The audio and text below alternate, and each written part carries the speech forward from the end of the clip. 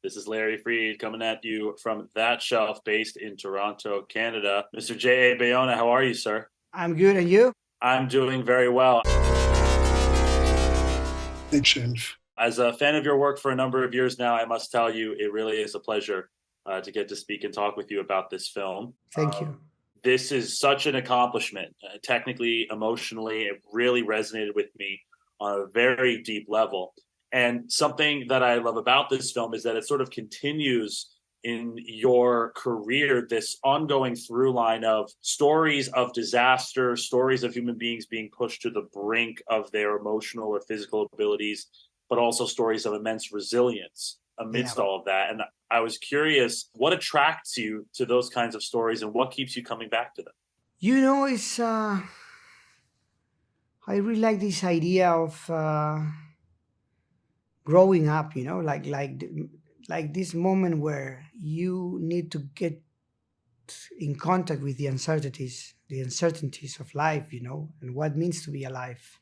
And by doing so, you can have a life affirming experience. You know, I did that especially in the Impossible and Monster Calls. You know, they're all about that. You know, and this idea of also like accepting your own nature. I think in this sense this film is a little bit more complex than the Impossible, because in the Impossible you will find a kid who's trying to do what his mother is asking, but in this case you have this lead character that is trying to do his best and it's not working. He needs to adapt to the mountain, and he needs to do the kind of things that he doesn't want to do, and by doing so it's a journey of self-discovery and discover your own your real nature, and have the courage to accept it and be it, you know. I think in that sense this film feels more complex. Definitely. I'd love to talk about this main character, Numa, which, when you begin the film, is an unconventional choice as the protagonist. He's not a member of the team. He's sort of an Yeah. outside perspective. He doesn't even want to go Yeah. on the trip in the beginning. And yet, I think that speaks to one of your larger goals in the film, which is that you wanted to honor the lives of those who are no longer there, which we really haven't gotten to see in this story on screen. So I'd love to hear more about the choice to center Numa specifically. Yeah, the survivors 35 years after the plane crash, they decided to write another book. They choose Pablo Bierzi, who was a friend from their childhood, because they didn't recognize themselves in the tale. They didn't recognize themselves in a tale that was all about heroes, about cannibalism. So I decided to go for Numa because Numa didn't play rugby. He plays soccer.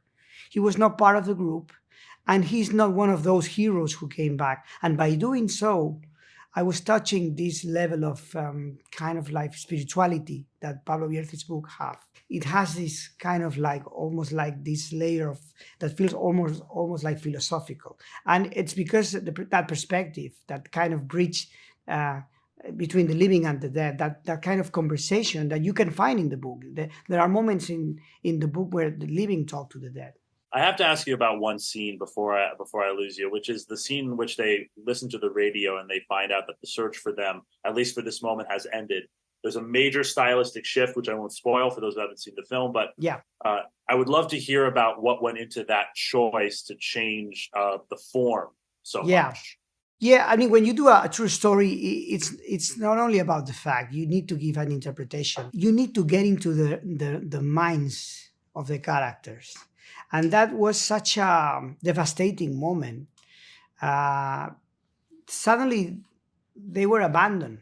It's like but by everyone, by the government, by their parents, by their families. Suddenly, they were alone. They couldn't understand that. You need to give an interpretation for that. And in that moment, it was interesting. It was the way I envisioned that moment. I used lenses that I never used before, because I wanted to give this sense almost like a nightmare, you know, like something that you couldn't believe that it's happening really, you know.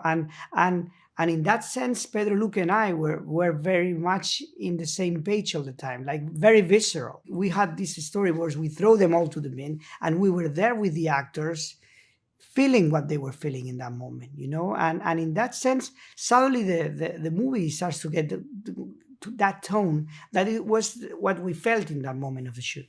it's an amazing scene. This is an amazing film. I'm really excited for everybody to get the chance to see it. Bayona, thank you so much for your work, and thank you so much for your time. Thank you. Thank you. It was a pleasure.